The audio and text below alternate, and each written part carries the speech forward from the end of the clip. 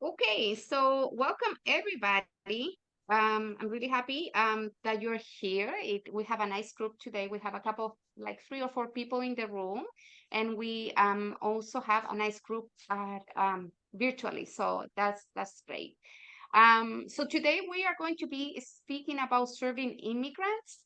And the idea of doing this workshop today is really looking at immigrants through the lens of racial equity as well. So I'm going to be referring to a lot of things that have to do with racial equity and how does it fit within the bigger picture of immigration, and also, how immigrants have how does their perception of race, equity, and inclusion, how it's tinted by whatever they have in their own background as well. Like what does it influence them? I actually have today a speaker as well that will be joining us in about 15 minutes or so. So as soon as she came in, I'll pass the baton to her, but we'll get started. So, and we can start with some of the content I have. So the presentation, half of the presentation she's going to do, and the other half of the presentation I'm going to do. So let's see. Just to review real quick, this year we did do quite a bit of work regarding working with nonprofits, and I just wanted to take an overview of what we have done so far. So we started the year with talking about boundaries and burnout and setting, work boundaries and how to find that balance in your life between work and work. And then we talked about what the importance of self-care and so on. Then we moved into organizational culture, talk about conflict management, talk about transitioning from worker to manager and what kind of things you should consider. And also how to manage your employees and your team and make them accountable. We also talk about performance reviews. Then we did dive in a little bit into the nonprofits and what does their cycle look like, what is a board and what is their function within the bigger picture of the nonprofit. And today we are finishing our series for 2023 with how to serve immigrants, which in our area is a big population, and I'm sure a lot of you guys are working with them. So hopefully some of the things that you will learn today will help you work more effectively with the immigrant population. So for the agenda today, we have a lot of goodies to talk about. First, we're going to be talking about reasons why immigrants leave their countries, why people leave. We will be talking about the reality of immigrants in the US and Connecticut, the recent trends on immigration, whether color makes a difference in the immigrant, like literally the color of their skin and their experience in the US. And that's an important piece because we are looking at this from the lens of racial equity and inclusion and BIPOC. So this is a BIPOC training, right? And then also we are going to be talking about the many contributions of immigrants to the US society and economy. All that piece is going to be presented by my friend Anka Badurina, and I'll tell you a little bit more about her very soon. Then I'm going to be presenting on waves of immigration in the US, also with the lens of racial equity. We will be talking a little bit about immigration statuses, because I know that for most people that don't go through that process, it can be very confusing to understand how immigration statuses work in the US. We are going to be talking about unconscious bias and microaggressions and how do they affect the way we communicate with the people that we are serving. We are going to talk about your privilege as a service provider and also the challenges that immigrants face when they come to the US. And the many complex layers when it comes to immigrants and race and all those components put together into this mesh of culture we have here in Fairfield County. So that's what we are looking to do. I think I'm going to leave the reflections to the end of the workshop today. We usually start with reflections for those people that have been here that are here today for the first time. but we'll leave those to the end so we can talk about what 2024 is going to look like and, you know, what kind of series we're going to be doing for nonprofits in 2024. So principles to observe when we try to have here a forum in which people can really have a good discussion and can share their opinions and their thoughts. With these topics, more specifically, we may have many different viewpoints, how we see people, right? And that's why it's important that we understand unconscious bias and microaggressions. So the important thing is to keep in mind that we all learn from each other, right? And this should be a safe space to share, no matter where you're coming from. So when we are communicating, even if we don't agree with somebody, we use the yes and kind of approach as opposed to the but you know what you're saying. I'm trying to I'm gonna disregard everything you said, and here's my point of view. It's, what we use is I understand your point of view, and this is the way I think, and together we learn and advance and get to a better place. For the people that are participating remotely, I will advise you to, well, you can take breaks whenever you like, obviously. And if you have any questions, just raise your voice because it's hard for me to look at the chat, at the slides, and at the people on the screen at the same time. So just if you have any questions, please feel free to ask them. We will have one break, and I'll let you know when that is. Restrooms for the people that are here are on the right. There is food. We will be sending the supporting documents and the slides after the presentation today. We usually send them on Monday or Tuesday. And then we will also get a survey to you to give us feedback about the presentation. And we will be sending another survey to talk about the presentations for 2024. The things we want to find out from you is, what are you interested in learning? We have a few topics that we are proposing to do, but we also want to know what you guys want. Whether Friday or not is the best day of the week. We will send you some alternatives to decide when is the best day, and also the length of the workshop. So when 2024, we can use our learned lessons for the year. I'll talk a little bit about the person I'm inviting to speak today. She should be arriving any minute. Her name is Anka Badurina, and she is the executive director for Building One Community. Building One Community is the Center for Immigrant Integration, located in Stamford, Connecticut. It's a very unique kind of center regarding the services they provide to immigrants, because it's really about integration and helping immigrants advance successfully in their journey here in the US. So programs that they do are mostly around educating them, starting with English learning, but then moving into preparedness for the workforce, providing them with services for family services, and connecting them with resources in the community so that they can find the help they need to get started. Also, they have immigrations and legal services, which is very, very important piece of becoming, part of this country.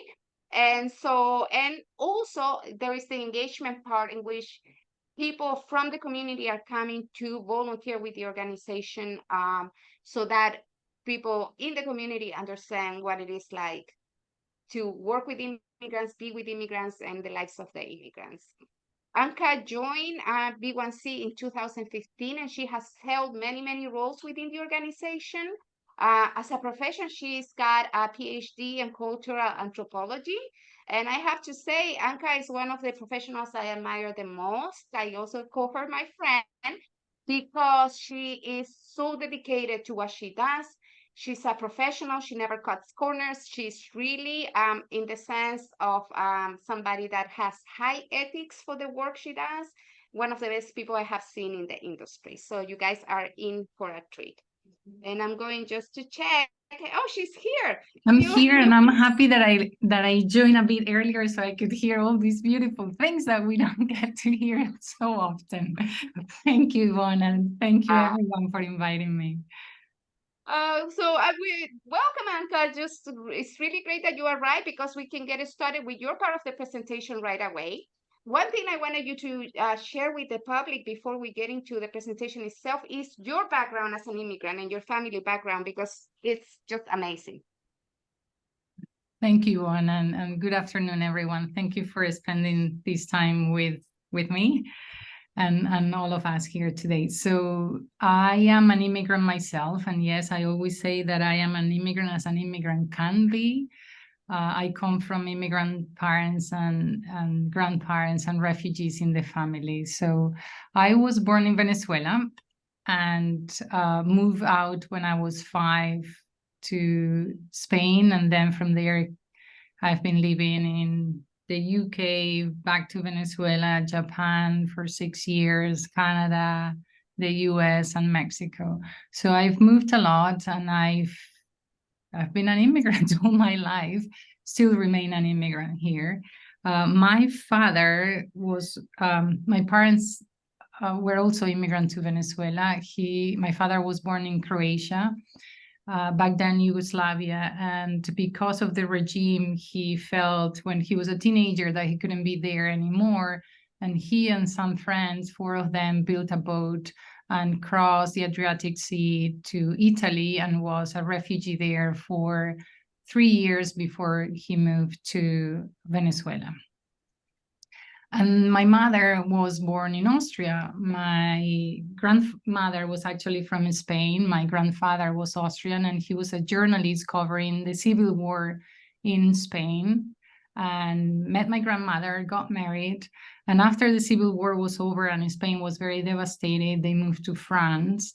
And then World War II happened. So they kept on the move, and made it to Austria, where my mom was born, and a couple of years later also left Europe and moved to Venezuela. So, and I can keep on adding other family members who are immigrants, but I think that's more than enough to say that this is passion work for me for the reasons that I just shared. I love what we do, and it's very, very personal. Awesome, Ansa. So I did enable you to share. So if you want to pull out your PowerPoint. I will. And I'm going to ask everyone if you can have a little piece of paper and a pen handy, because we're going to start with an exercise. And let me know if you can see the screen. We can. Okay, and let me see how, because I never use PowerPoint. I always use Keynote. I'm going to see if I can share it properly. On the bottom, you see where you see the, there, that's good. If you go up to the top where you do swap, click on that. There you go. Okay, awesome. Thank you. Thank you. What's your name? Thank you, April. Yes, I will need you by my side every time I put one of these PowerPoint things. So please take a piece of paper and draw 9 dots like you see on the screen right now. I'll give you some time. And the exercise that I'd like us to start with is, I am hoping that you connect these dots with 4 straight lines. And I hope that the previous way of showing the screen with the next slide didn't give you any hints. And now you know how to do it, but we didn't see anything. Awesome, good. My lucky day. We have to connect all the dots with never picking up our pen. That is correct. Never pick up your pen. It's 4 straight lines, and just connect. You have to connect all the dots, right? And never go over one of the other lines. You can't. Oh boy. Yes. Okay. No.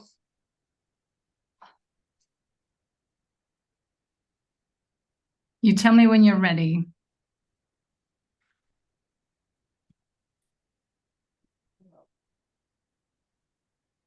I think I'm ready.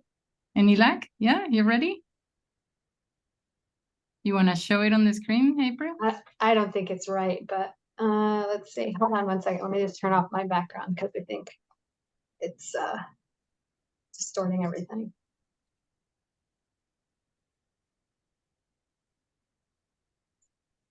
Anybody else is getting the dots connected with 4 straight lines?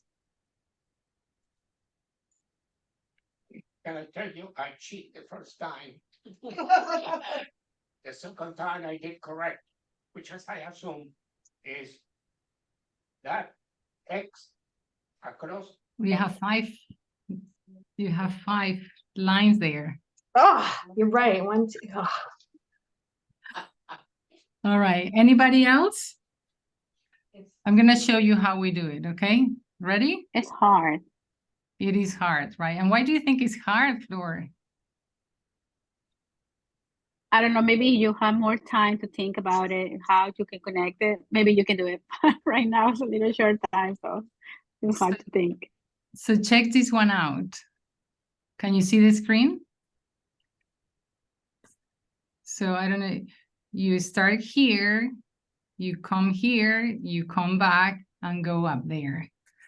Did any one of you thought of getting out of the box of all the dots? So most of the time, any comment there?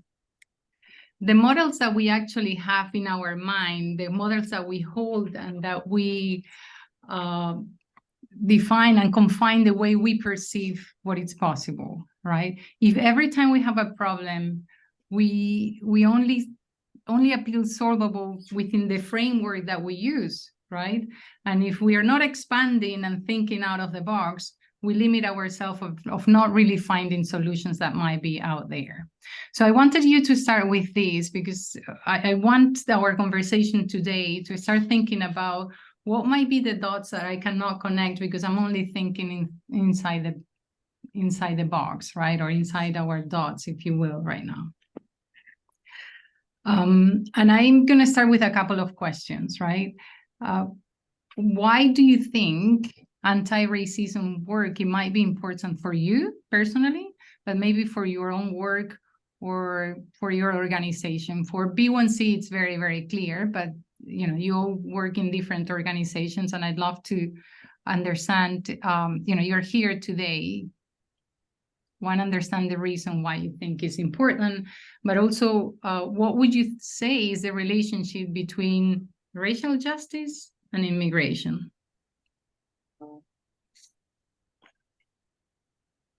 Any volunteer?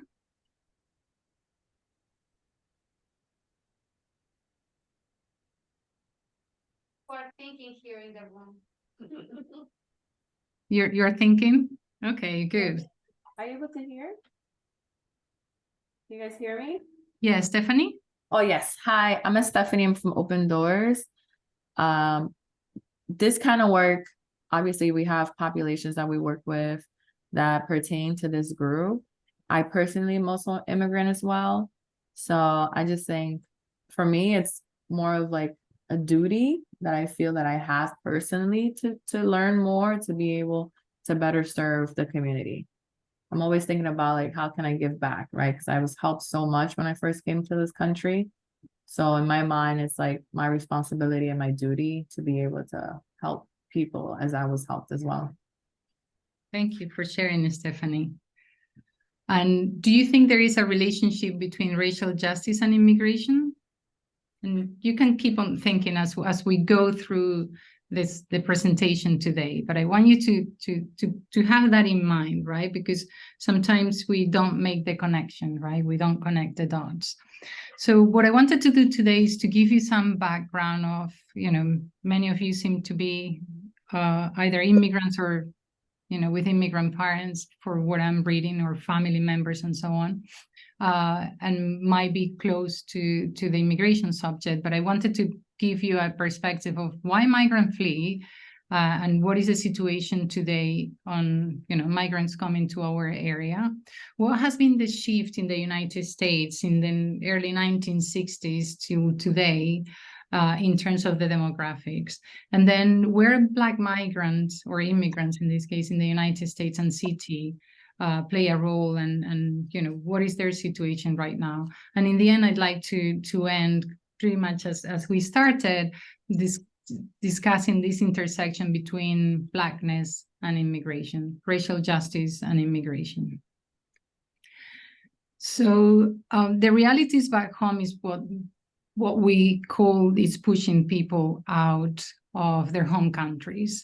And I don't know, I know it's difficult. Some of you are online, some of you are on the in person, but I'd like to make it a conversation. So anytime that you'd like to say something, please do interrupt me, right? Why people migrate to the United States, there are a number of reasons, right? One is pervasive violence. We're seeing it in the Ukraine. We've seen it in Afghanistan. We're right now seeing it in the Gaza Strip and Israel, and we see it everywhere, right? It's there in Sudan and so on. So violence is one of the main issues that pushes people. It's one of the push factors, as we call it in immigration. But so is crushing poverty, right? In Central America in particular, Guatemala, for example, many people in rural areas still live with $1 a day, right? Our U.S. asylum laws provides no relief whatsoever for economic migrants, right? For economic refugees. But crushing poverty is one of the reasons why people are pushed out, because if you can't feed your children, you're going to find a way out. Food insecurity, right? That has to do with poverty. And then there is the lack of job opportunities that might be happening. COVID was terrible across the globe.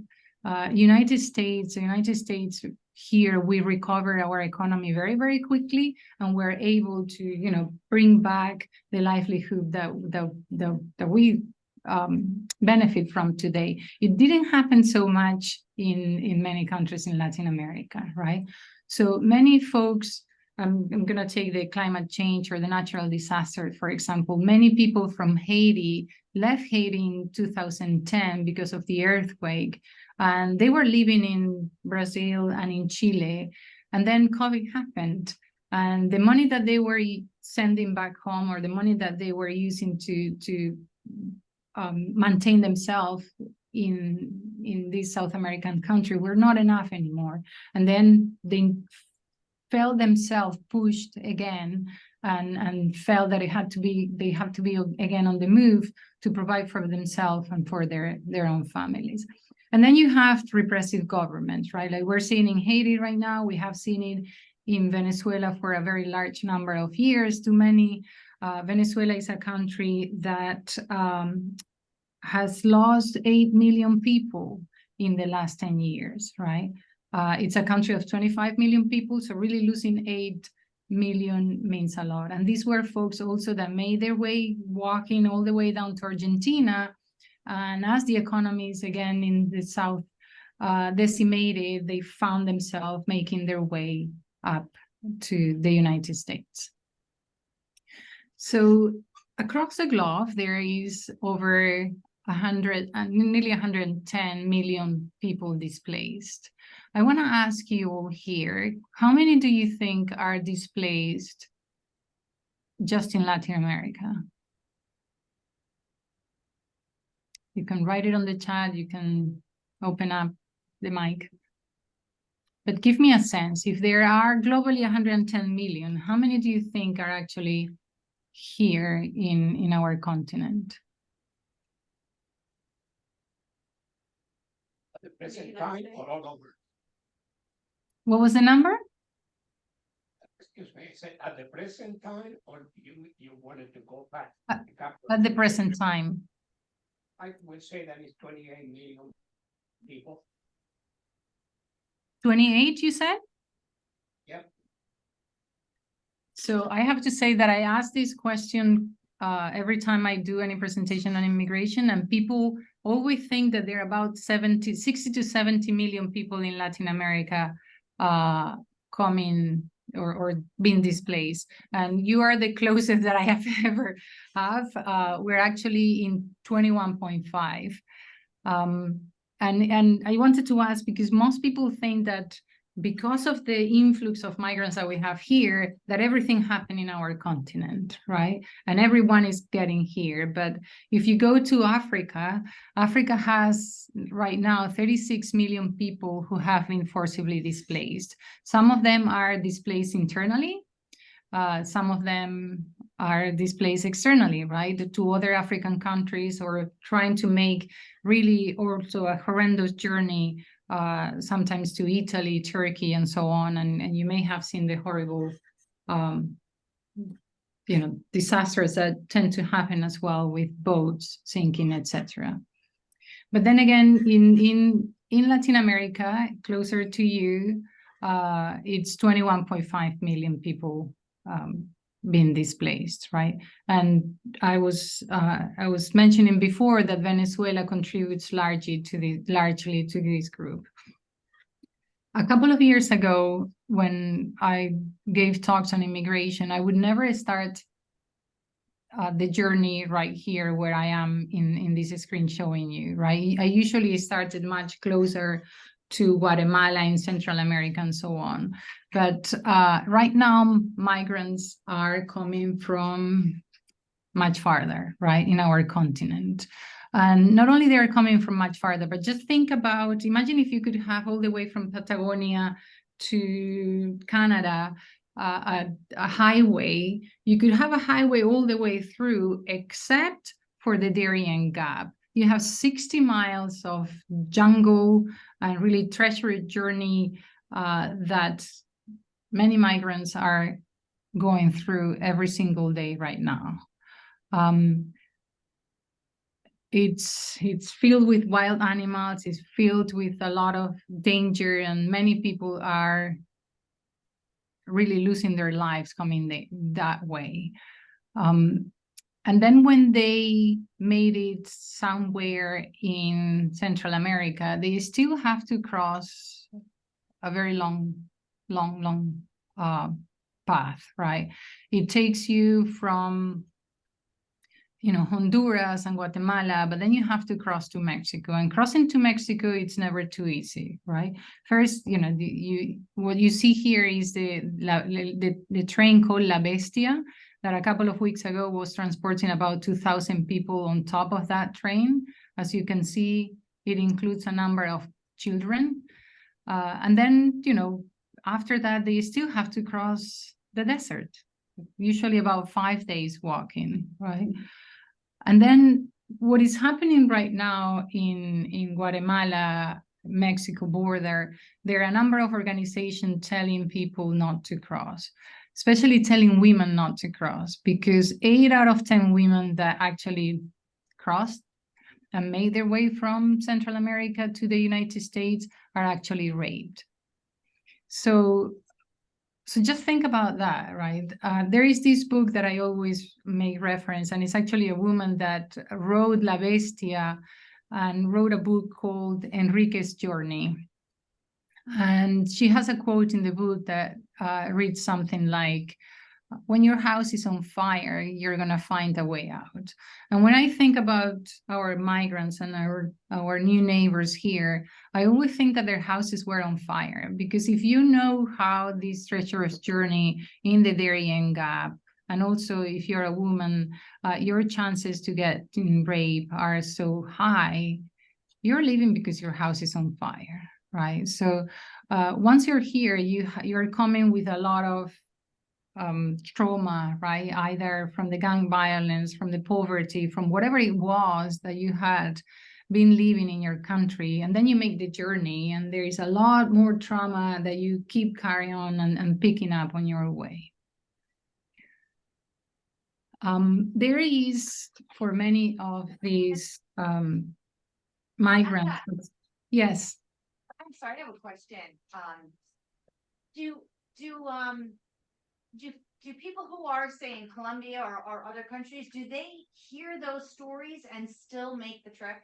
Like, I think if it were me and I heard 8 out of 10 women were raped along the way, I might consider not coming. But do they know those stories?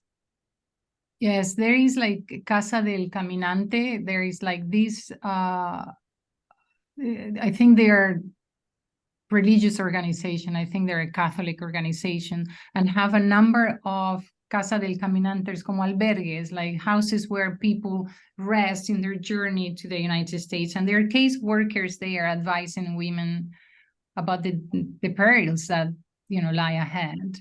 And still many women make their journey. Wow. Yes. So you have to, and that's why for me, this having a house on fire, you wouldn't stay, right? And I think people nobody wants to leave their homes. You leave because that home is gone, or the way you want to live in that home is no longer there, right? I mean, in Honduras, throughout the 21st century, Honduras and beyond, but is one of the most dangerous countries in the world, right? With gang violence, gang with G-A-N-G, right? And we have families that come here whose siblings were killed in gang violence, who they were asked, either you join our gang, it's called the Mara Salvatrucha. If you don't join the gang, off you go, and then you just pack and leave with your children, because after your sibling, your brother or your husband has been killed, you just pack and leave. And usually you do it to save your families, right? What we're seeing at the border right now is that the border is diversifying in greater numbers than ever before. For a very long time, and I will show you what that time means, but the people that we have been receiving in our area from Latin America were mostly from what is called the Northern Triangle: Honduras, El Salvador, Guatemala, and then Mexico, right? And they were mostly men and mostly individuals, right? Coming and making their way through the US-Mexico border. What we're seeing right now is that there are greater numbers of family units crossing the border. So it's not individuals anymore, and it's not individuals from the Northern Triangle. It's folks that are coming from down south. You have a lot of Venezuelans, you have a lot of Haitians, right? I was mentioning before about all these Haitian people that were in Brazil and were in Chile predominantly, although they were in other countries, but these two countries absorbed a lot of Haitian migrants, and with the economic situation in these countries at the moment, they can't maintain themselves there, so they are coming in greater numbers. Now, what we are seeing in border countries, and in Mexico in particular, right? We have a very good relationship, good quote unquote, with the Mexican government on how to deal with the migrant situation. And to a certain degree, the more I read about this and the more I learn about this, is what we find is that we're also exporting, when we export our immigrants or immigration policy, we're also exporting our racist policies, right? And what we see right now in Mexico is a little bit of that, right? There is a huge humanitarian crisis for Black migrants. I mean, I've been talking about Haitians, but there is a lot of Africans, Angolans, and Ethiopians, and Cameroonians, and so on. And they're kind of clustered in an area of Mexico called Chiapas, in particular in the city of Tapachula. And they're kind of given it's kind of like a salvoconducto. It's kind of like a piece of paper that they have to have as an ID. And it is a way of keeping all this population there and not allowing them to move. Yvonne, I will send you some resources later that there is a very telling video, and it's not very long. And I will share it with you because maybe this group might like to see it, what's really happening, right? This is actually an image I captured from that video, and is this city in Tapachula, this city called Tapachula in Mexico that I was mentioning. And what you see is hundreds and hundreds of migrants that are kind of like kept there. And it could be any country in Africa. It could be one of the Caribbean countries that is predominantly Black, but it doesn't look like Tapachula's. And it's there because, again, we are corralling people in certain places to avoid that they come to the United States. So again, migration is certainly a very complex issue. People do it because of safety, because of political reasons, because they want family reunifications, because they want access to education, and so much more, right? America is seen from the migrant perspective, right, as a beacon of freedom and opportunity. And it has been for millions of people for many, many years. But America is also a land of discrimination, of injustice, and of violence. And I don't know if you remember all these videos that were shared through different media outlets a couple of years ago when migrants were trying to cross. They had gone to the town to buy, you see them with bags of food and so on. And border patrols in horses were rallying them back. I mean, they were talking that they were being whipped, they were being, certainly they were being mistreated, right? And it didn't look quite good anywhere. So I was telling you before how the migrant population has changed. And if you see in the 1960s, the European population was the majority of our immigrant population, right? As the decades have gone by, the immigrants coming from Europe have decreased tremendously, but the Americas is taking that share. And more recently, also Asia. Africa is to a lesser degree, but it's also growing compared to how it was. So what this slide tells us is pretty much that the immigrant population in the United States is a Black and brown immigrant population, right? And we might not be too happy about that. I wanted to show you where most of the Black immigrants live. And it tends to be here where we are, right? It's all the Northeast and South corridor, with particular cities like New York and Atlanta and Miami for sure, getting in really big numbers.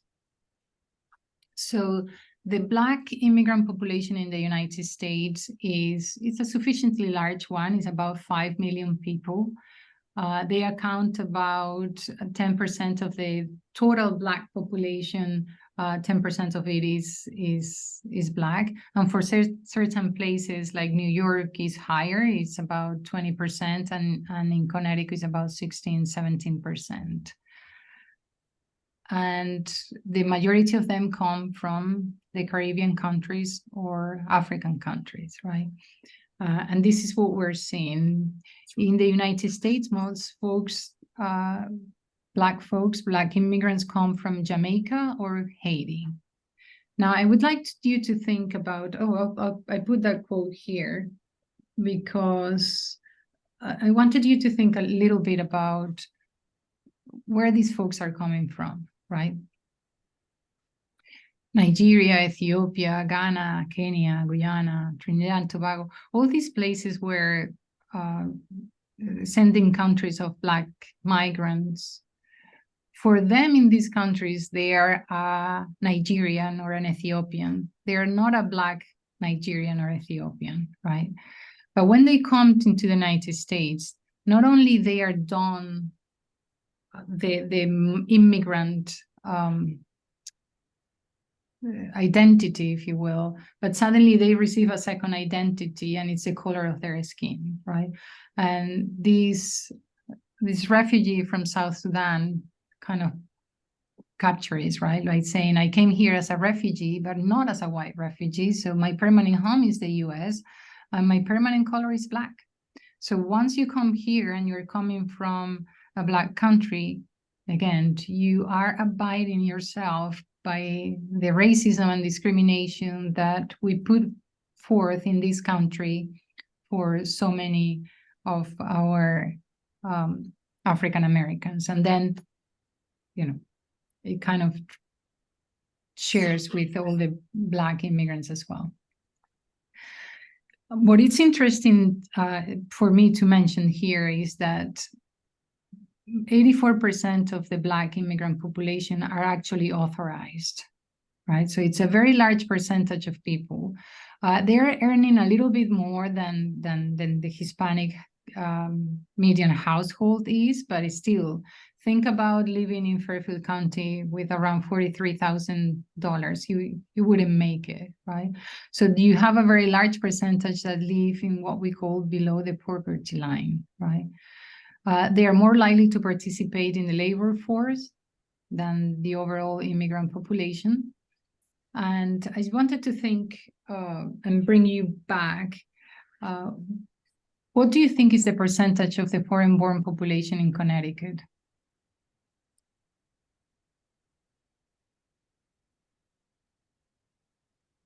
Somebody has any idea? In the chat, somebody says 14%. Ah, good. Yeah, that's somebody's Yvonne. No, I'm Oh. not. Good. And what would you say is the number one top foreign-born population? Where are they coming from? In Connecticut, any idea? Ukraine. Where? Somebody in the chat says, April says Central America, and here somebody said Ukraine. Marie says everywhere around the world, Okay, that's Central America. okay. So I'm gonna show you where they're coming from. Whoever said 14%, you're very right. So that was great. But the That top was just a crazy guess. Honestly, that was a crazy guess. It's your lucky day. Good. The number one country is actually Jamaica, and the number two is India here in Connecticut. Then it's Poland, Mexico, and Italy is a very large one, and so on. So if this is in Connecticut, and we have 14% of the population in Connecticut is foreign-born, what would you say is the percentage for Fairfield County? Can you ask the question again? I'm sorry. Right, so Connecticut is 14%. How much would it be the foreign-born population in Fairfield County, the immigrant population? I'm You going to think? say 23%. Oh my God, I'm gonna bring you to work with me on data. I'm going to write these numbers down and I'm going to play these numbers tonight. It's close, it's 22%, but you're very, very close. So thank you, April. When you go to Stanford, it's 33%. Behind is Bridgeport, and then Norwalk and Danbury. Those are our cities with the largest percentage. And then the rest of the wealthy towns, it's only about 12%, and the composites is very different. And I just want you to have in mind that in Connecticut, 25% of children between 0 and 8 are actually children of immigrants, right? So 25% of our future here in this state, it's a foreign-born population. So we better pay attention what we do with this generation, because they are the ones that are going to be driving our state. So this is the question that I was asking you before, and I had the answer before, but we said that Jamaica is the number one in Connecticut, but when you come to Fairfield County, the number one sending country is actually Guatemala. Number two is Jamaica, number three, Mexico, number four, Haiti, and number 5 Honduras. So it's between, it's all here, Central America and the Caribbean, where the larger population. So some of you were saying Central America, so it is right there. And again, it's a Black and brown immigrant group, right? I'm gonna point out something about Guatemalans, and it's that many of them actually come from rural areas, and they don't speak Spanish. They speak a Mayan dialect, right? The Spanish, or let's say Spanish is not their first language. So when they come here, they tend to come, and in Stanford is the largest group, they tend to come with very particular needs, right? Because of the level of education and so on. So I just wanted to share with you that even though I feel at least that Stanford is very diverse, but not necessarily any much around Fairfield County, we have diversified significantly in the last 20 years, right? Or actually 40 years, since the 1980s to the 2020s, there has been an important diversification. But I wanted to point out to this slide, right? Because I think segregation can really lead to a lack of resources in some neighborhoods. And I feel that we are segregated in Fairfield County, but it can also mean that advantaged groups in advantaged towns are also missing out of the benefits of a more diverse community, which is something that we have here in Stanford, right? So segregation can lead to a lack of resources in some neighborhoods, and we see it in the schools in Bridgeport and so on. But it can also, like I said, it means that many white residents are not really enjoying from the richness that immigrants and the diversity brings. So white residents tend to live with in white towns with white residents, and that's about 73% of their neighbors are also white. For Latino, it's about 35% of their residents are Latino, so it's a much more diverse.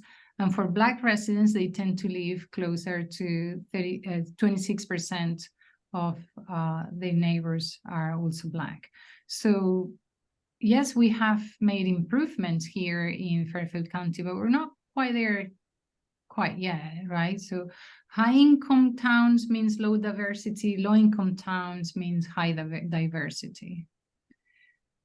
So I go back to the racial justice and immigration question.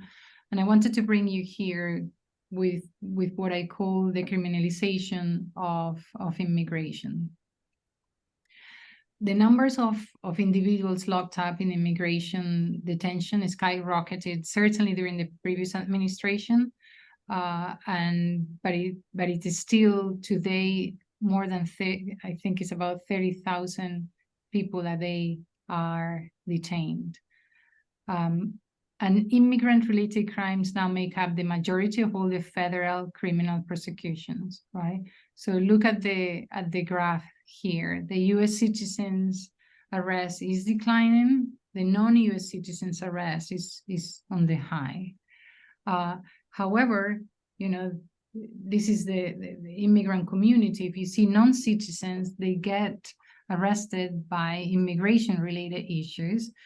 In all other accounts, their share is much smaller.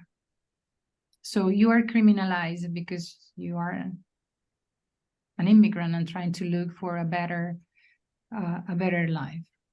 So I'm gonna talk, and Yvonne, I think this goes until 1:30, right? So I don't want to bore everyone with a lot of information and a lot to unpack here, but I'll just say that for many Black immigrants, the everyday realities of racism that our Black community here in the United States encounter is now done onto them as well, right?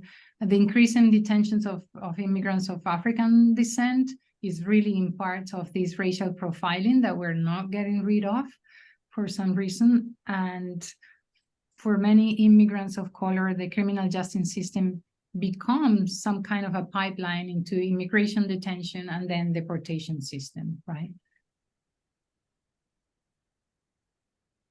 So Okay, you can speak for as long as you want. This presentation was actually until 2:30, but you can, you know, we have a second part to it, but please continue. Don't feel pressed by time. Oh, okay, thank you. I was just starting to dash.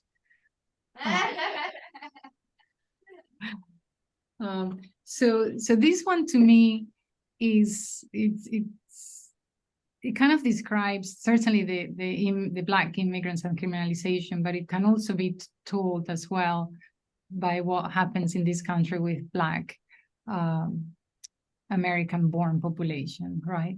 So the unauthorized population in the United States is about 5.4%, right? It has increased a little bit potentially lately, but the people facing deportation on criminal grounds for, you know, Black people is 20.3%. So again, Black immigrants are disproportionately represented among other immigrants facing deportation in criminal court. Just to give you an example, here in Connecticut, we have 35,000 people are in deportation proceedings, and about 18,000 of those reside in Fairfield County. And we saw that Fairfield County is not where the Italians are, not where the other folks are. It's mostly, Hispanics and Caribbean folks. And within Hispanics, we have the Black Hispanics as well, right? So let's not forget about that as well. So the color of incarceration in Connecticut, 16,000 people are in our prisons here in the state. Blacks are 10% of the population, yet they are 41% of the prison populations. And Latinx is also an important increment, 13% of the general population, yet 29% of the prison population, right? So what happens when you incarcerate parents, right? What happens to the children? And I imagine from where you are, you know how incredibly negatively is for the childhood experience of their children. But look at these numbers. 1 in 5 Black children entering the child welfare system have an incarcerated parent, and 1 in 20 in the Latinx context, the Hispanic content. So this is our racial disparity here in Connecticut in our prisons, and you can see the disproportionate number for the Black population. The USCIS doesn't account for race in their data, so we believe that there are more Black immigrants than we currently report or we currently know. So anyway, so my question, and I'm gonna open it for questions from you, but my question is a little bit to you and to what we all do here in the fabric of the nonprofit sector in our area, right? To what extent does the role we play keep these inequities in place, right?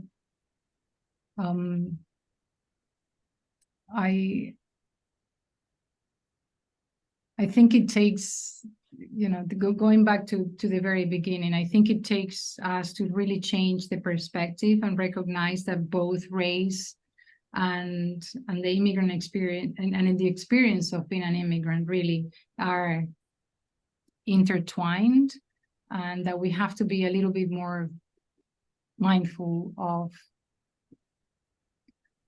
that and how we go about that. I'm not really sure how I kind of stop the sharing now. So April, come to my rescue again. Can I ask a question? Stop sharing. Stop sharing. Good. When you're talking about the incarceration, are you talking about incarceration because of the immigration status, or you're talking about actual crimes that Blacks or Latino have been accused of committing? Like, where is the incarceration part fit in? Right.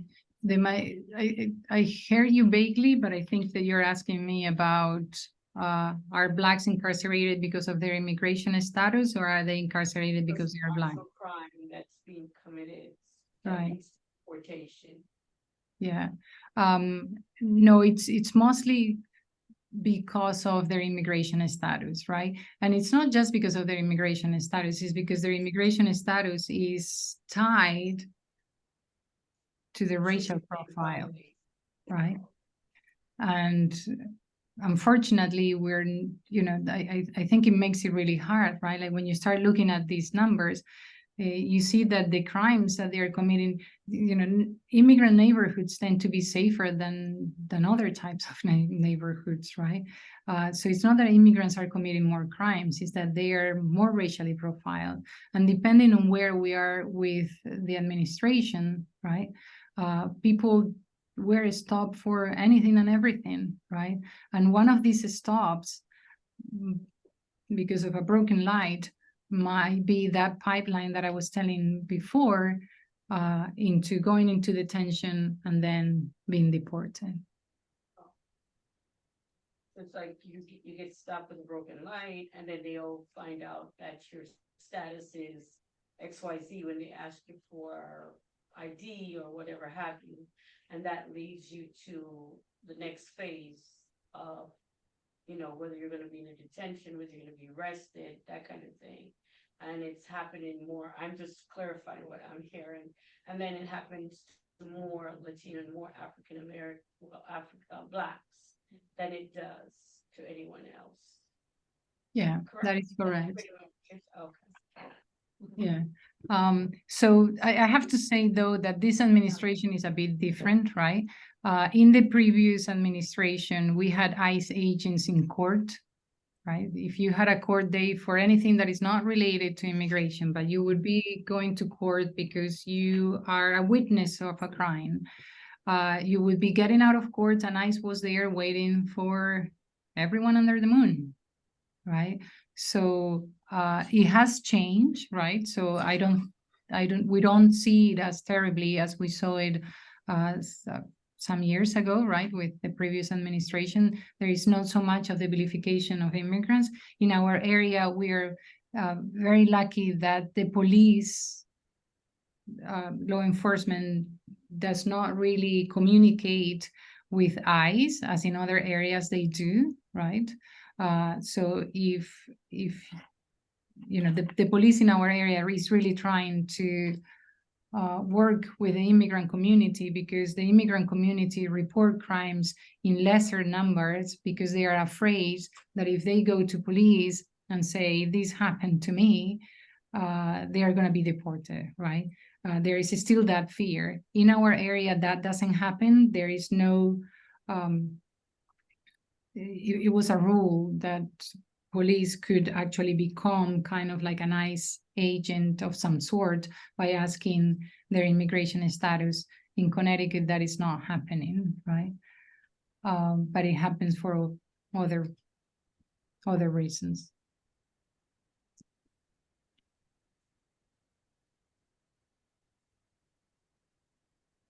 Any other questions? Please, if you are remote, feel free to just unmute yourselves and ask your questions. I actually do have a question, Uncle. Although I know the answer, but I want you to speak about it. Go Tell us a ahead. little bit about, well, first of all, I want you to talk about what's happening at Building One Community with the photography show we have, we have going on there, but also, you know, contributions of the immigrant population to our society. Thank you. That's a great question. And I'm going to also tell what we are seeing at B1C, right? I was showing all these Haitian migrants, and to me right now, it's a group that is very, very near and dear to my heart, because we are finally being able to support them in a more mindful way, right?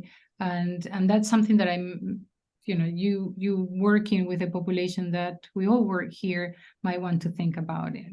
B1C has always been the Center for Immigrant Opportunity, but for a very long time, we were considered the Hispanic Center, right?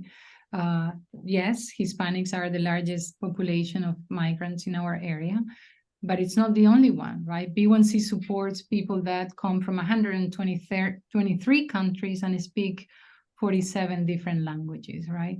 But it wasn't until we actually, and our team speaks 13 different languages, right? So we feel that B1C is very diverse and that we're here for everyone. But it wasn't until we were able to hire a Haitian Creole case manager that our Haitian population skyrocketed, coming to our doors, right? And taking advantage of all the programs that we offer. And it is a population, again, Haiti has, together with Cuba, Nicaragua, and Venezuela, have now a special parole and special TPS that can actually have documents and start working tomorrow, right? So we're extremely happy that we are putting resources for this population. So what we're seeing right now is, as the US-Mexican border diversifies, so does our city, and so does our work here at B1C. Somebody before mentioned Ukrainians, and yes, in Stanford we had, I think it was 700 individuals that came in a very short period of times, and Ukrainian is a very important language now, surpassing at some point last year Haitian Creole in the Stanford public schools.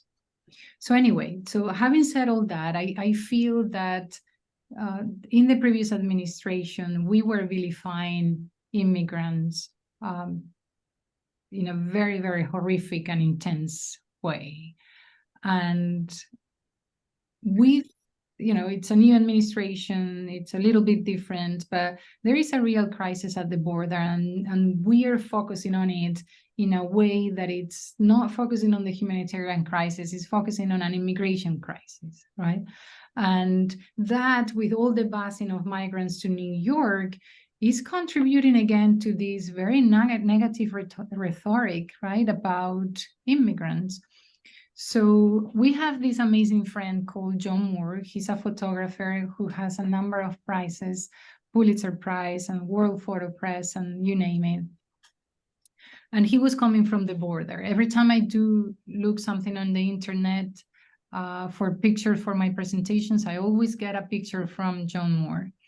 And in a conversation, I told him, he was talking to me about the Darien Gap, and how terrible conditions they are, because right now it is a humanitarian crisis, but it's becoming also an environmental crisis, right? This is a jungle. It was virgin before. It's not anymore. So we were talking about all these things, and in that conversation, I said, all these migrants, when they make their way here, all they want to do is work. They want to work to better their lives, their life of those that they left behind, and the life of the community that they are part of right now. So we embarked in this amazing journey of photographing the immigrant community at work right here in Stanford. And it took us a year to photograph from the Guatemalan day worker, landscaper, the Jamaican nanny, the Filipino doctor, the Latvian attorney, and everyone in between, right? All the folks that are working, that's what they come. They come here to work, authorized or not authorized, but here in Fairfield County, we attract the largest pie of the undocumented population here in Stanford, and it's because we have the jobs for them. Only, of the undocumented population, 72% of them are working. So they come here to work. And the photographs are amazing. It's a headshot and then kind of like a documentary storytelling picture of our migrant community. From our amazing, and many of you might know her, Sergeant Molina from Colombia. Reggie was one of our first Haitian HHAs, home health aides, graduates of one of our programs. That is him at work. Juan Rabe, he's a Colombian national who has a welding work and is now training some of our day workers. And so the photos are truly amazing and truly inspiring, and they are accompanied by their stories. So you are all more than welcome to come and visit us and have a sense of who our immigrant community here is and what are the amazing things that they do. Because, going back to my question, I think it's in all of us to really start changing the narrative and doing something more positive for our community in general. And I think the immigrant community plays such a key role that it would be a missed opportunity not to do so. So Yes, it was a very, very long website. Yeah, and people can go to the website and make a reservation to go and visit the exhibition. So you can sign up for a self-guided tour. So there's a good opportunity there. And I saw in the chat whether this information was going to be made available. Yes, you will be receiving a copy of the recording today. And Anka, if you share your slides with us, we'll send them to people as well. Absolutely. And then you get all the information so you can set up a visit with building one and so on. Absolutely. Mhm. Does anybody else have any questions before we let Anka go? She's got a very busy day.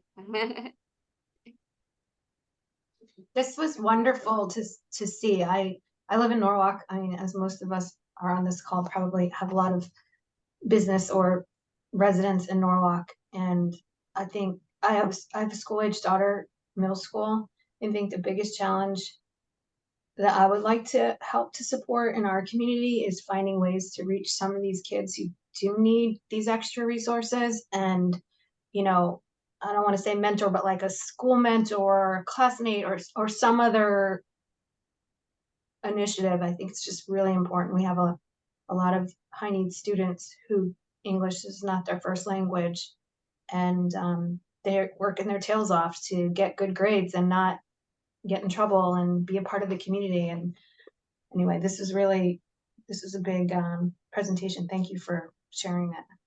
Thank you, April. And I'll say a couple of things. There is this organization that they come here to support our youth with extra English language classes, right? The new arrivals that are here and again, can't speak the language, but they are forced into going to regular school classes.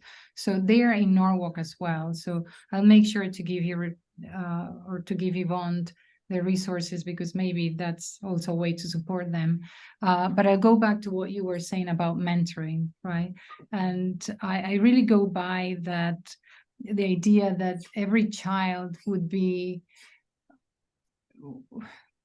immensely more fortunate and if I don't know, the opportunity to a child would change tremendously if every child would have one adult that is crazily there for them, right? And sometimes our immigrant families, because of the language barriers, because of education barriers, because many of them have come here unaccompanied, don't have that adult. So that idea of yours of mentoring and being the support of a child will make you that person that is crazily involved in their life, that will be a crazily important impact in their lives as well. So yeah, we had I work for a nonprofit, a national nonprofit, and I ran an internship program, and one of our students was a DACA student, and you know the hoops that he had to jump through to simply get a leg up and have an opportunity to work for a national organization. It was eye-opening. There was so much we wanted to do, and we were successful in supporting him and bringing him to the organization, and he's doing amazing things now, you know, seven years later. And I always refer back to that experience. So if I can find more ways to do that for others, I'm all for it. I'm also Hispanic with a weird, with a weird Swedish last name that, you know, people don't always know. And even my maiden name is not Spanish. Both my parents are Puerto Rican, and it's just funny, just the reactions I even get, so anyway, I feel like it's a good barrier breakdown when I can connect with someone and be like, hey, I'm Hispanic, look at his hair, so. I too. Fantastic. I just want to share that with April's conversation that she just spoke about. Years ago, when I was in the school system, that was one of my biggest thing that I tried to promote. I thought it would be great, you know how children enter kindergarten. Wouldn't it be nice to have someone within the community, whether it's Haitian, Hispanic, whatever their whoever can provide that mentorship to them at the beginning. So you get a parent or someone who has gone through the whole thing, who has been an immigrant, who has, and now their child maybe is in high school or graduated, and connect that person to a family as they go along. And there's kind of, like you said, Anka, is to carry them through the educational career, and as well as help them in the community, because if they don't speak the language, there's somebody's going to be there to help them, to get them, through where they need to be. And I think that is something that needs to be re-looked at in the school system. I mean, I had students, I give you a great example. I had a student that was from, I think it was Mexico. And her teacher was simply, I have too much kids in the room and I'm not focusing on her. And she was ready to like get her assessed and all this stuff. And after we found out that the little girl was actually smarter because her grade level, the things that she was learning in her country, she already, surpassed the things that we were learning in the second grade here. And she just wouldn't give up. And the teacher thought, she needs to get out of my class. She doesn't understand what I'm saying. And once we started providing her with a Spanish coaching and go over the work with her and everything, we come to find out that she's actually an A student. So this is a constant thing that goes on, and it's going to continue to go on because of the influxation of, the immigrants, and nobody is there to get that, that piece going. But that mentorship piece is truly something that we need to advocate for in every community. Absolutely. I couldn't agree more. One of our programs here, our focus is on adults, but we realized very early on that our families' children need a lot of support, right?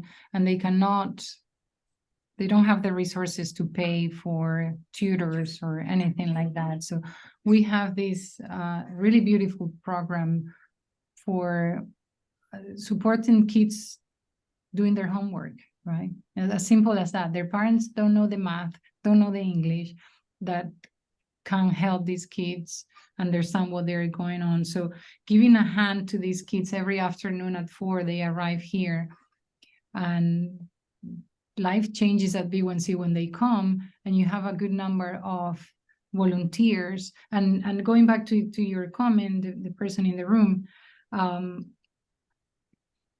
we're trying to create what we call a high impact model, in which is the same tutor with the same student every time, because that's when, and it goes back to April's comment before as well, when you create that connection with one child, and that child knows that they can trust this single person, it just makes a huge difference in their world.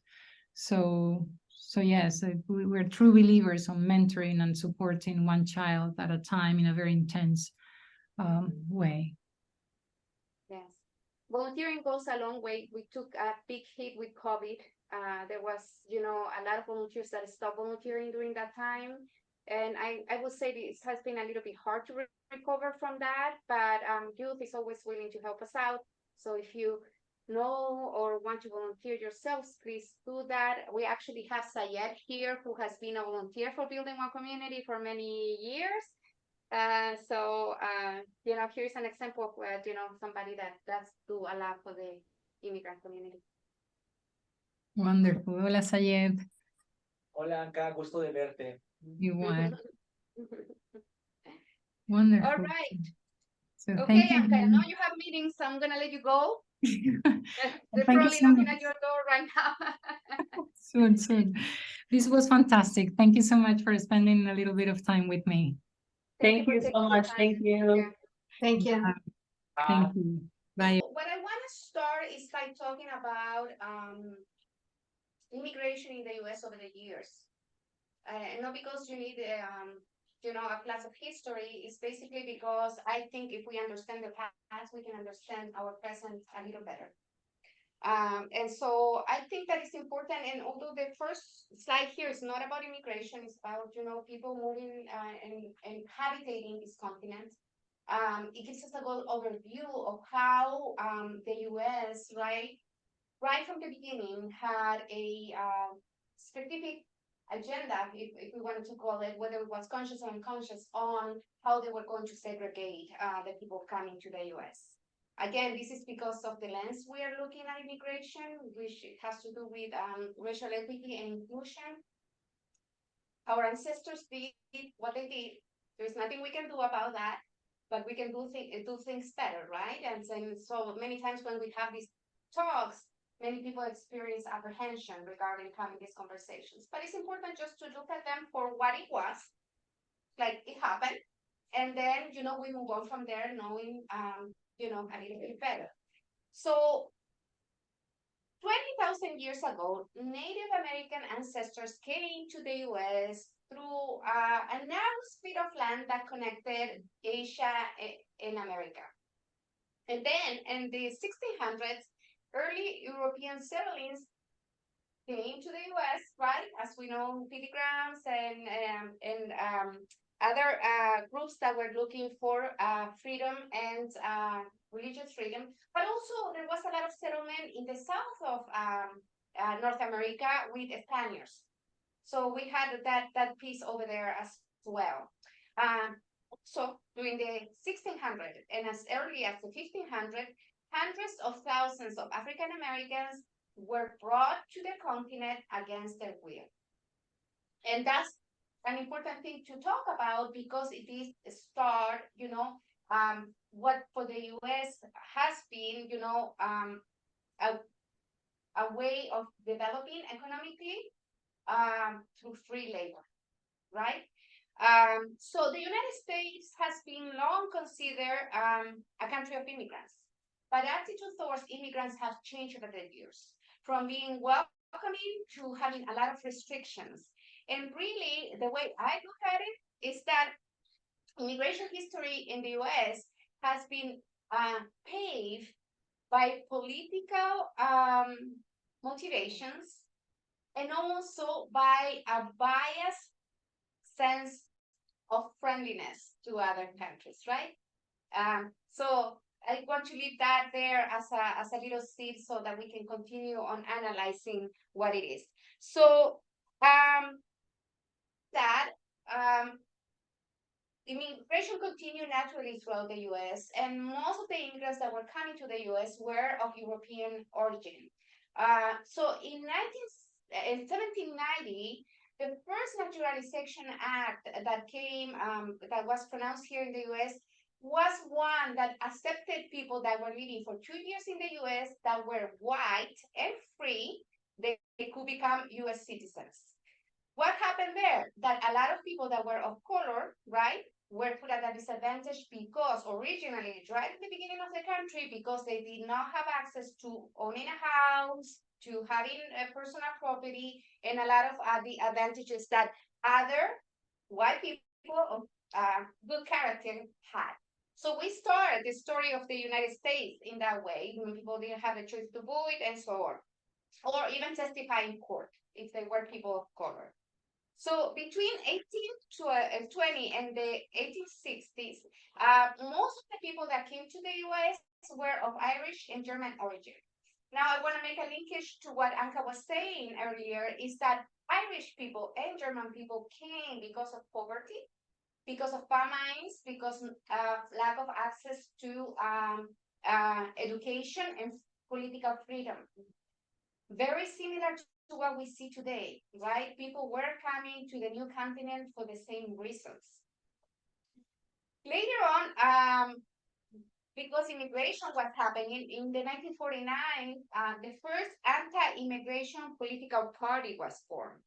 It was called the No Nothing Party, and they were, basically anti-immigrants. And in 1975, because of this rationalization, 79, because of the rationalization of immigrants, we can't have this many immigrants coming.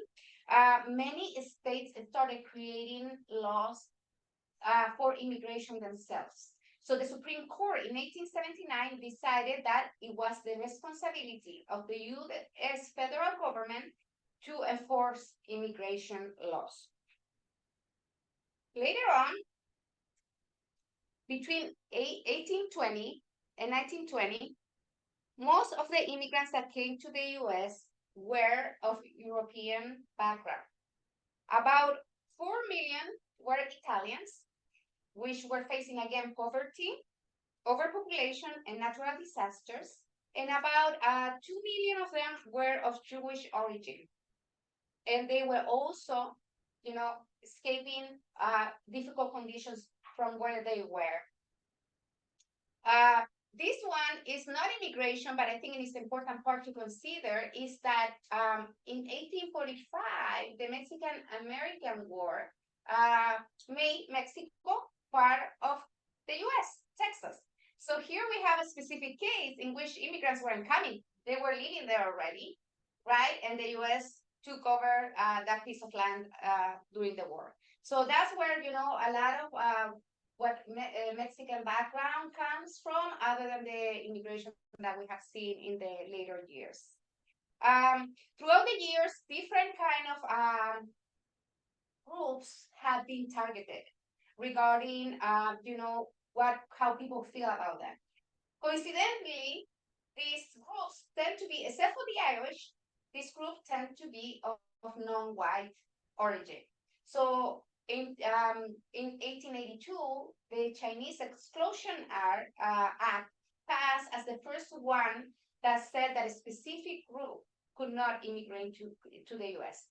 And that was the Chinese, although they represented more than the 0.02% of the immigrants in the US, because they were very successful by building railroads and working in the garment industry and providing services.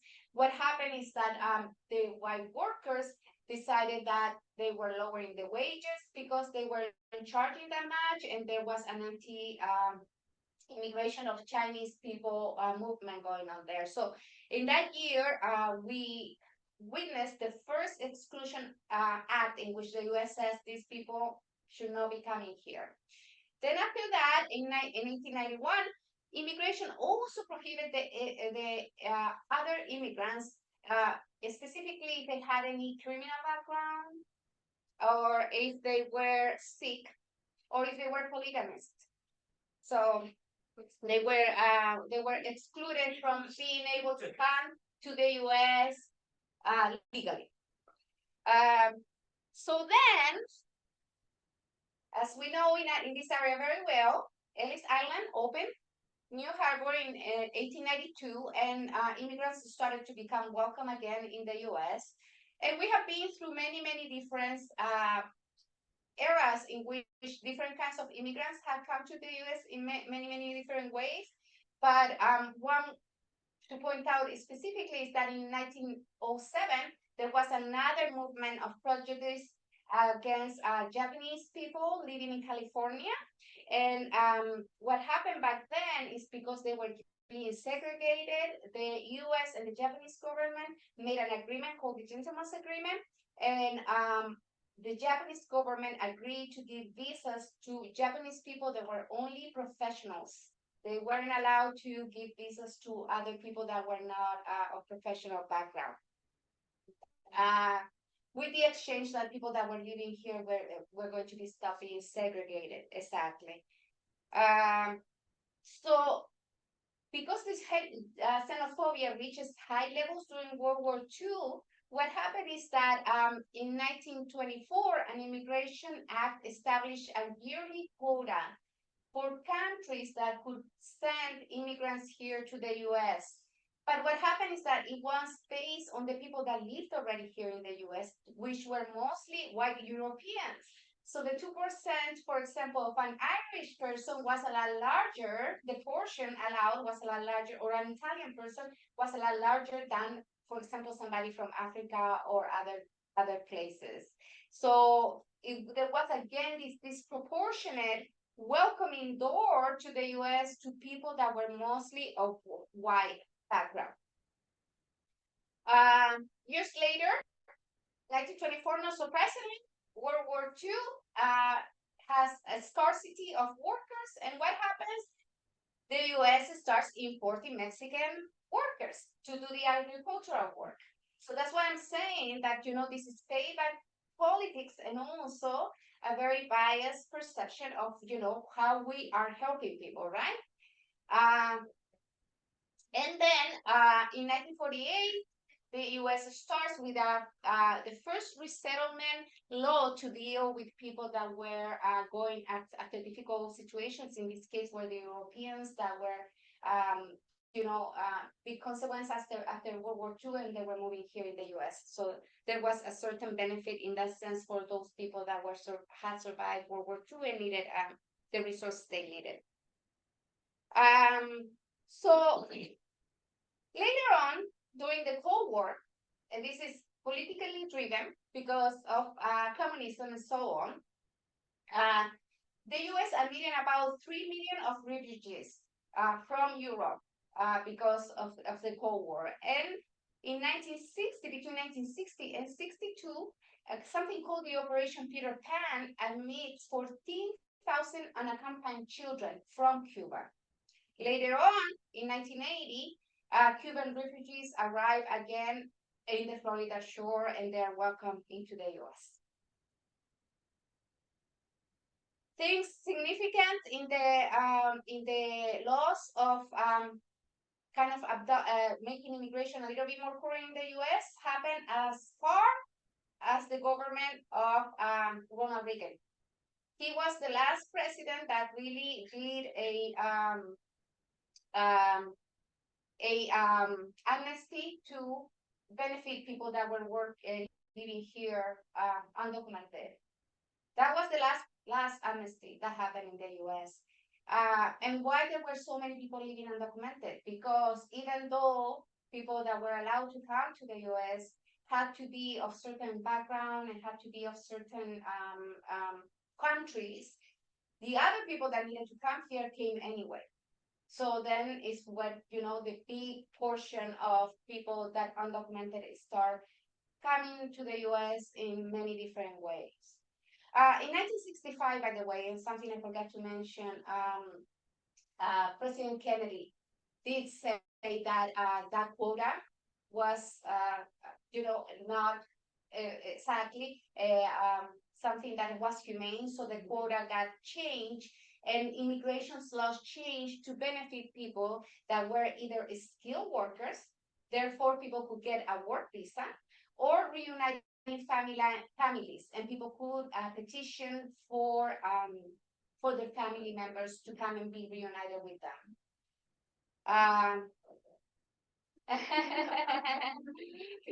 And in 2012, there was the last attempt by President Obama to be able to work with families who had brought their kids, little children without documents to the US, to give them some sort of help to be here in the country legally.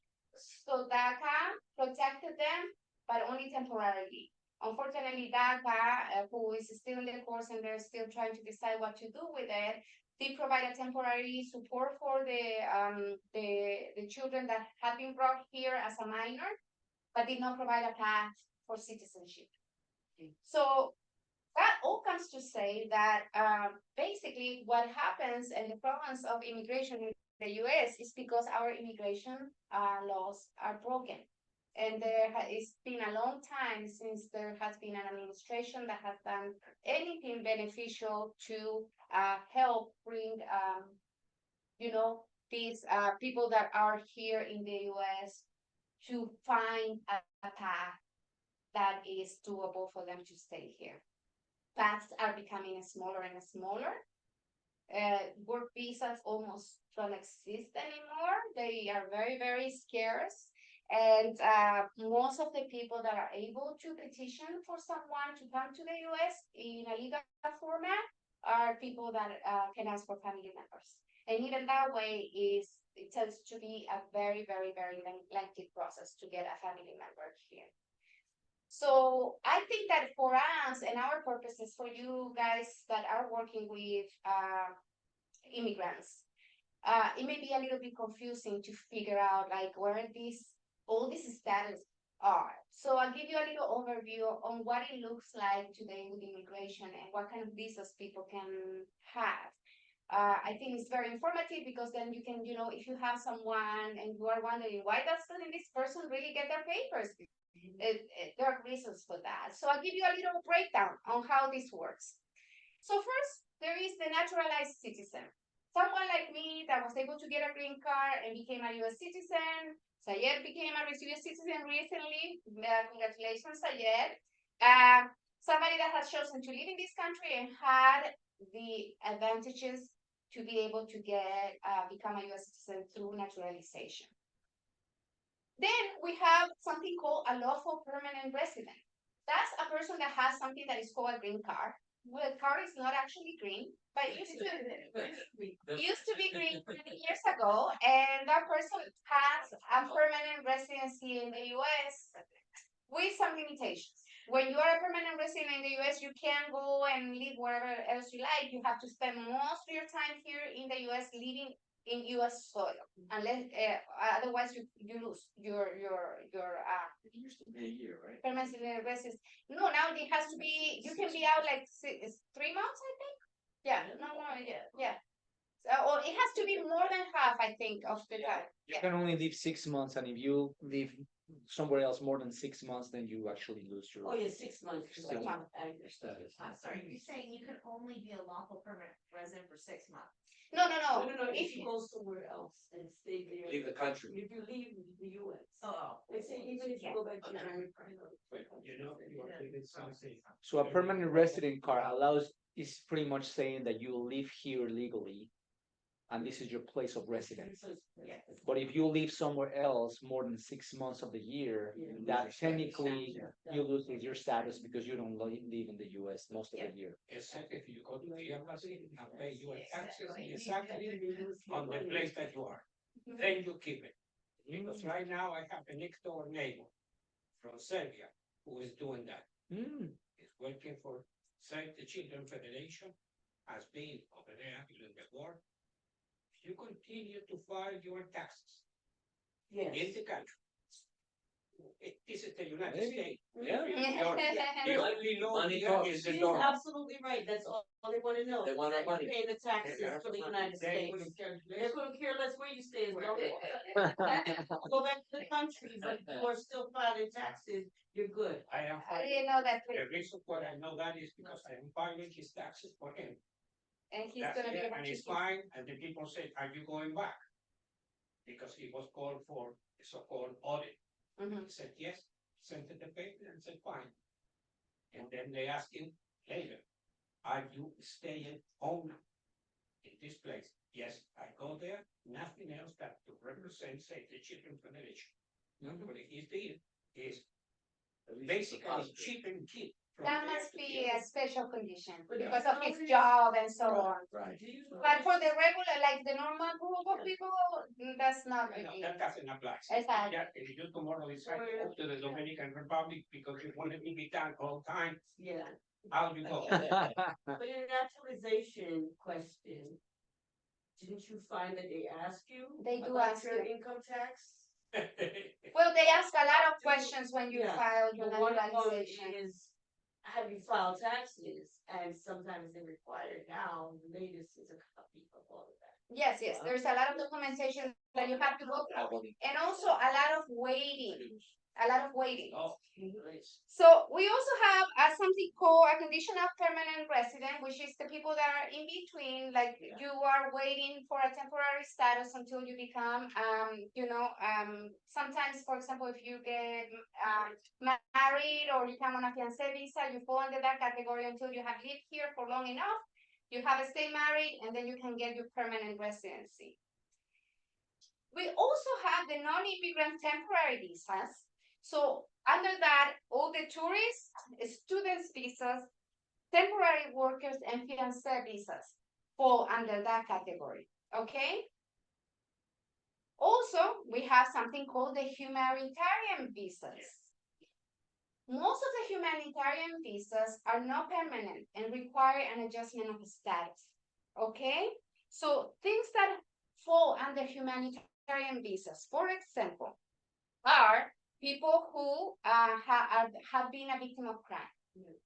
The way that it works is that if you cooperate with the authorities to be able to catch the person that committed the crime in good faith, you may be able to have U visa for victims of crime, a T visa for victims of human trafficking, a VAWA visa for spouses that are being abused by their either U.S. citizens or permanent resident spouses. And then we also have within that humanitarian visa is refugees and asylum. The difference between a refugee and an asylum is that one is asking for their visa or their status when they are outside of the country. The second one comes in and is already in the country, whether documented or not documented, and is asking not to go back to the country because they perceive danger going back there. So somebody may come with a student visa, and if they are afraid of going back because something may happen to them, violence and so on, they can apply. These are difficult visas to obtain, nonetheless. Also, there is visas that are automatically given to some of the countries that are going through hardships, like Anka was mentioning, like Venezuela and Haiti and some other countries. And finally, there is a special immigrant juvenile for unaccompanied children that unless if they have a lawyer that helps them, they can get these visas.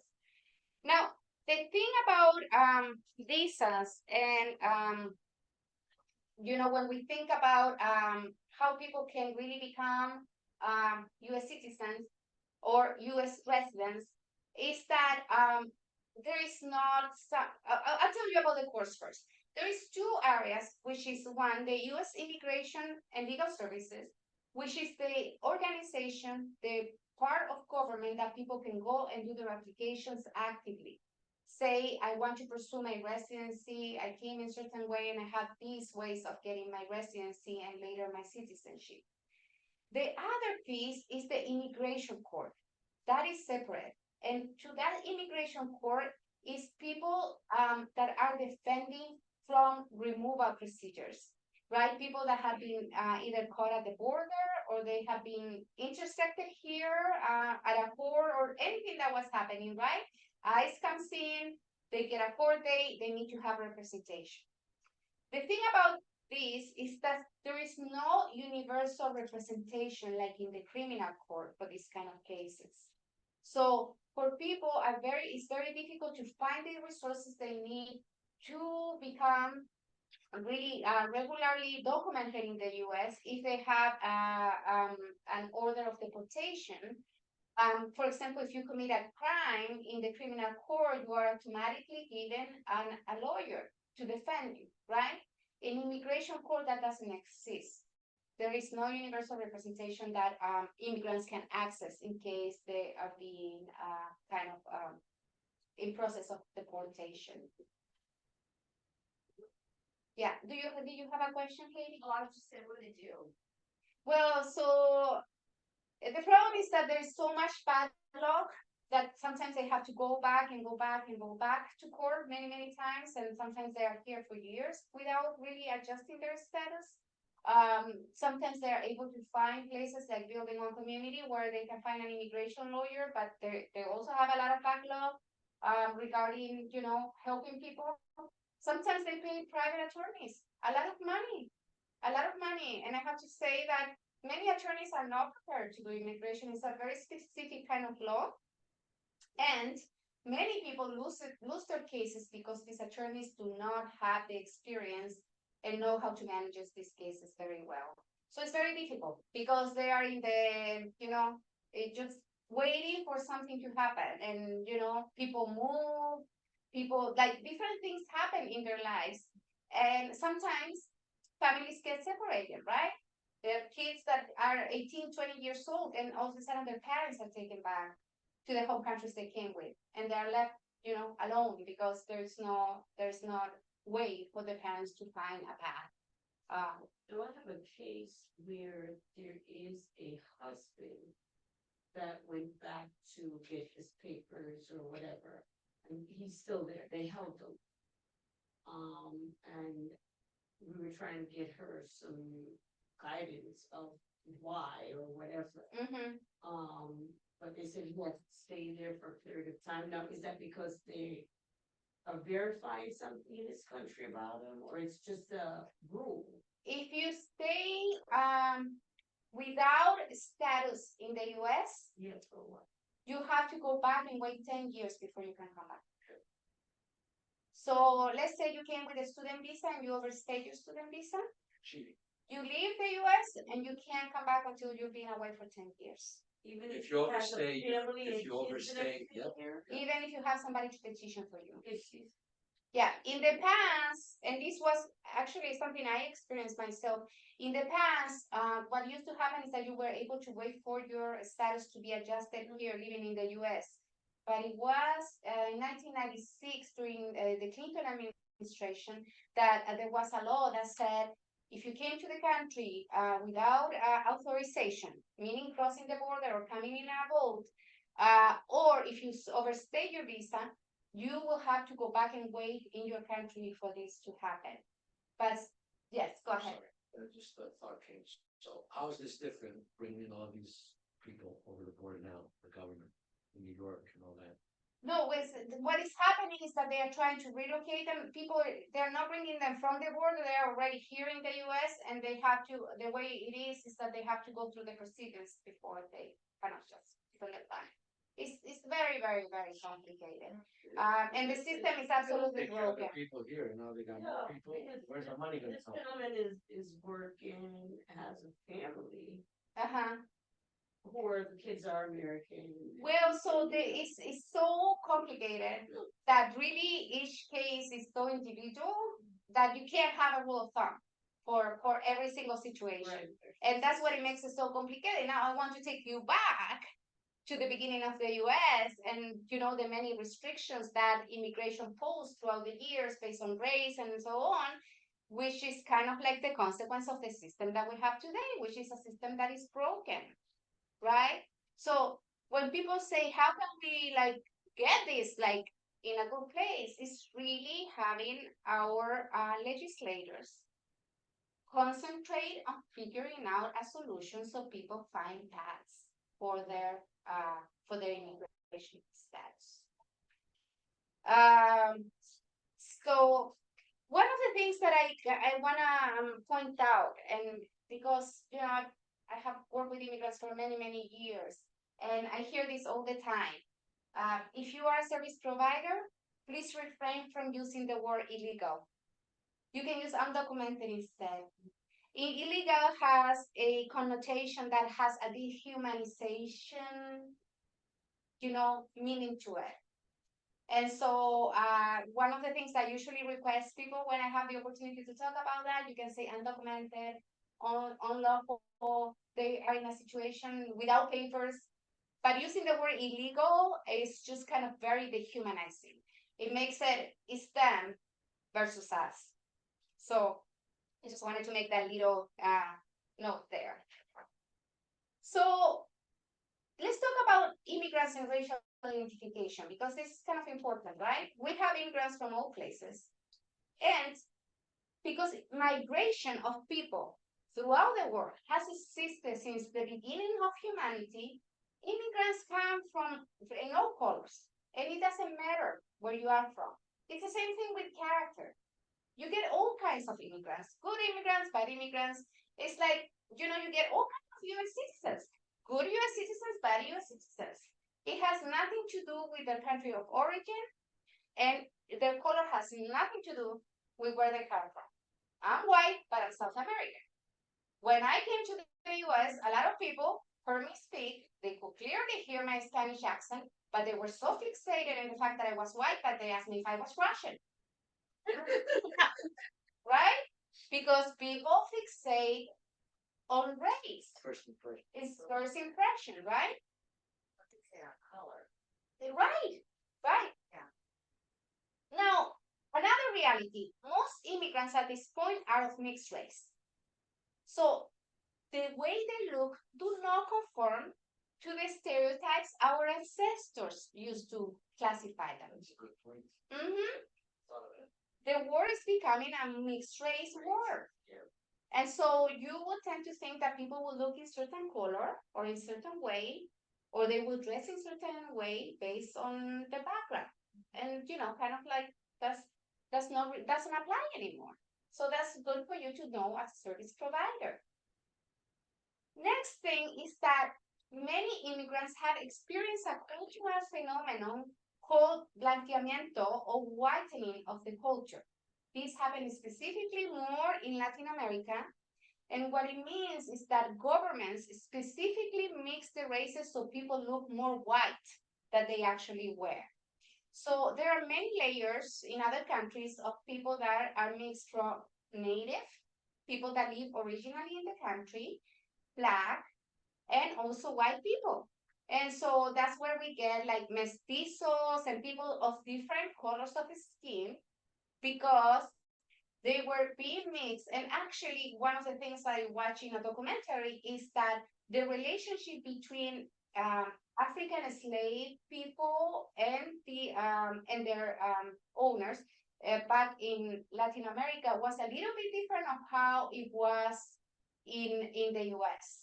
For example, things that were accepted early in Latin America, it was accepted by the Catholic Church, was that there was a mix between blacks and whites, that they could procreate kids together, and the same was with Indians. So it caused those races to mix a lot more. So in countries of Latin America, we have a lot of people who are of black, but they don't identify with it because they have been through this process of whitening of the culture. So if you go to Dominican Republic, for example, most people, although they are more dark skinned, they consider themselves to be white. So that's kind of like, but if you go to Haiti, it's a totally different story, and they live next to each other because they embrace their African roots. They didn't go through the whitening of the culture, and they had leaders that were black. So they feel themselves as black, African, and that kind of background. Dominicans, even in their history and the pictures of leaders they had in the past, they paint them white, and they were actually like mixed color. So there is kind of like that kind of piece when you talk about immigrants and how they feel about their color within the context of race. So let's talk a little bit about unconscious biases, because I think that many of you may know already about this, but it's never a bad idea to talk about it. And actually, when you get the PowerPoint, you will get a video that I thought it was pretty good. It's from the Supreme Court that talks about unconscious biases. And you get to watch that video when you go and serve as a juror, because they want to make sure that you are paying attention to your biases. But unconscious biases are social stereotypes about certain groups of individuals from the outside of our own conscious awareness. It happens. It's kind of like, and the video actually has an exercise that you do with regarding colors and so on. And all of us have unconscious beliefs about how other people are. And as a service provider, it's very important that we recognize that, right? That we see that if I have someone walking in the door and they look in a certain way, independently of color, it may be the way they are dressed, it may be the way they walk, I may have a feeling that comes automatically that is my unconscious bias and a perception of that person that is not accurate. Okay?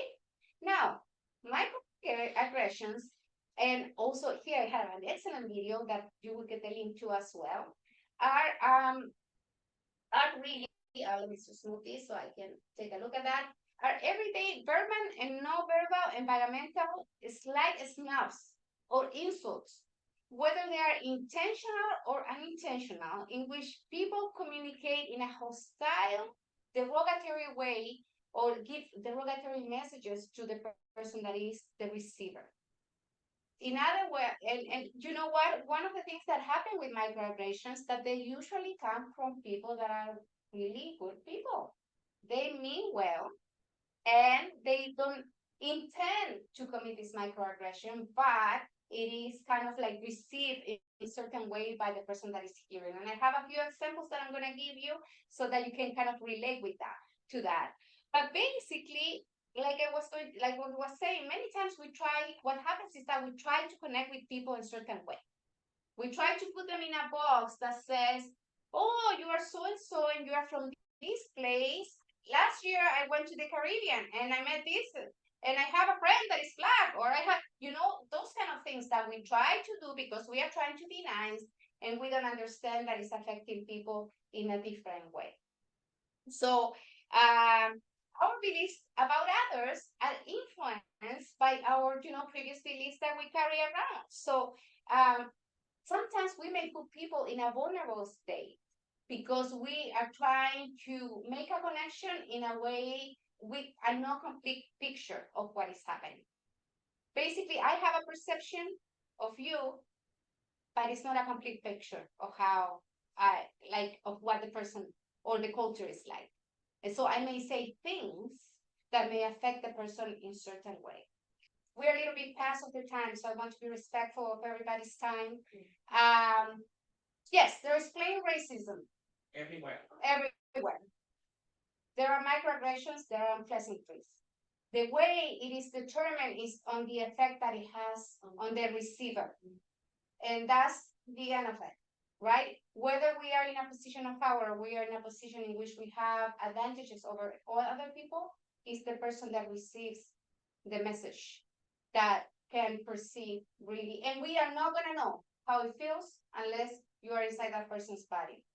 So I invite you to watch those videos. Here, I'm going to tell you a few things that may be things that people may perceive as a microaggression if you are working with immigrants. For example, you speak English very well. That's one that is kind of like, for some people, because they are trying to be nice to you, they're saying this. For some people, it may be a compliment. For other people, it may be something that makes them very self-conscious. Other things. Where are you from? I'm from Connecticut. Now, where are you really from? Do I feel I want to tell people, like, I moved here 28 years ago? Where were you made? Exactly. Maybe where were you born is a better question, right?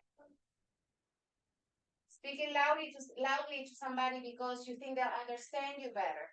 Why do people do that, though? I don't know. I don't know. I can't hear much. Assuming that a first-generation immigrant, meaning the kid of an immigrant, are the first-generation college student. We have a lot of immigrants that come and they're very, very educated. People imitating someone's accent. That's my biggest one. I can't tell you how many times people start speaking to me and they try to speak like I speak. And it's very annoying. Well, I'm being here long enough to be able to be confrontational about it. And, just tell people, are you trying to speak like me? But most immigrants do not feel that way. They can't, and it makes you insecure, right? Well, I won't do it to you, but if I deal with you long enough, when I'm talking to somebody about you, I use your accent. That's different. That's different. I mean, I won't do it while you and I are, in front of each other. But if you're a person that is just stands out in my head, I couldn't say, so, and I just all of a sudden I have an accent. Also, assuming hardship. Look how far you've gone. Oh, You don't know if the person that came here has been through hardship or not. Another one. Must be exciting for you to see a different country. Many immigrants have been in many different places. Many immigrants speak many different languages. English is not their second language. And signing a political or religious belief depending on the person's origin, right? I think that's number one. That's, yeah. A lot of times. So just to close up, and there are many other examples, I wanted to walk you through what are the challenges that immigrants face when they come to the US, so that you have that kind of perspective. Prior, during, and after migratory journey, experiences and traumas. A lot of people experience traumas. And this is not only people that cross the border. It may be people that come here by plane, right? They have experienced different traumas throughout their journeys, and also may experience trauma when they are here. Acculturative challenges, right? Becoming acquainted with a new culture. That is a big challenge. Language barriers, obviously. Social belonging. We all grew up in places where we belong, most of the time. Not always, but most of the time. You get transplanted from one place to another, then you have to find your place in that society again. It's hard, especially for children.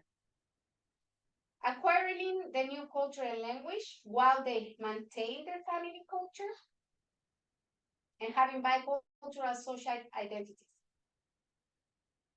Other things, being ready for work, workforce preparedness.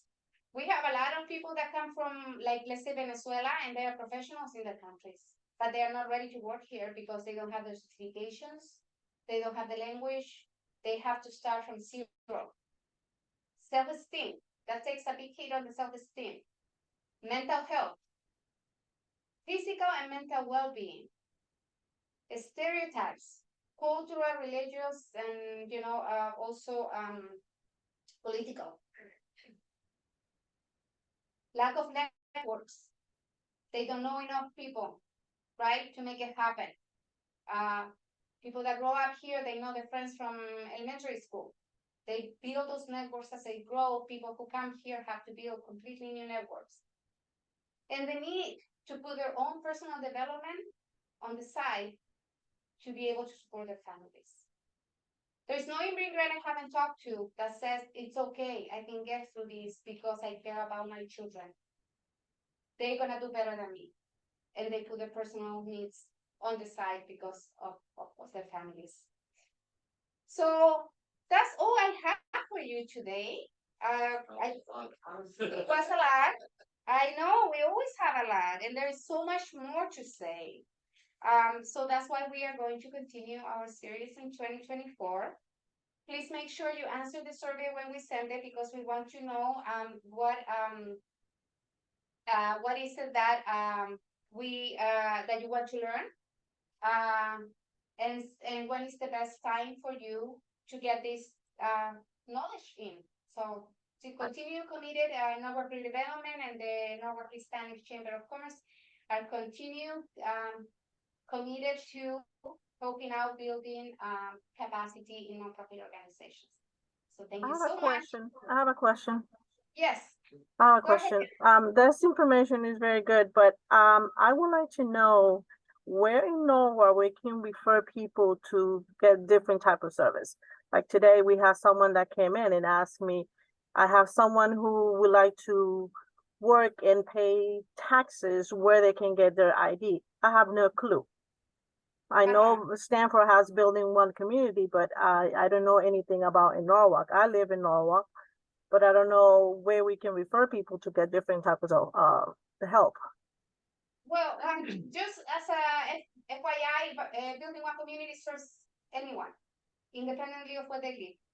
So they have people coming all the way from Westchester to all the way from New Haven, because it's not a government-bound kind of organization. They actually do not work with federal or state government. There is not a lot of organizations, Janet, that are providing these kind of services. The best thing is to refer them to this specific organization, get to work with a family and individual services worker that will refer them to the services that they need. Can I say something? Sorry. Can I say something? Yes. Excuse me. Yes, so we are Connecticut Worker Center. We are located in Bridgeport. Bridgeport has a ID for immigrant, or for everybody. You know, it's just one of the town who offers the ID. I can't see you on the screen. Would you mind putting your information on the chat? Sure, I will do it. Yeah. And I'll copy it and paste it and then send it over with the information as well. And Connecticut Worker Centers works with all kinds of people, right? Yes, we support all kind of people. Most of what we do is educating our community. So we are now with a program, Know Your Rights. It's a program it's because many people are working and they don't know their rights. So, regarding the immigration status, everybody have protection here. I would just like to add one more thing, a sincere thanks to Yvonne and to our redevelopment agency, Katie, and all of the speakers, Aid, and everybody else for putting this all together, and thank you so much. Thank you, Lisa. Thank you so much. Thank you for participating. all of you, but thank you for participating as much as you have. I have to say that the conversations that we had here in these workshops was what made all the series much better, because everybody shared their knowledge and was able to become vulnerable and talk about the things that concern them. So that's a great applause to you guys. And stay tuned, keep an eye on your emails because we will be following up.